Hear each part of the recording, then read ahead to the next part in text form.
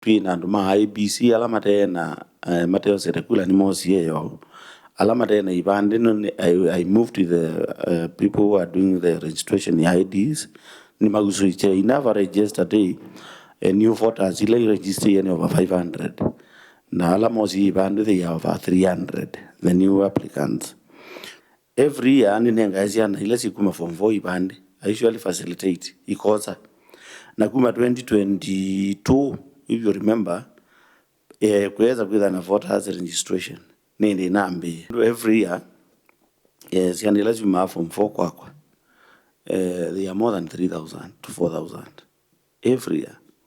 So that tells you that from 2022 even do like 4 years we are talking of 10,000 new voters who can be able to get their cards. So I'm anticipating more than 5,000 new register, new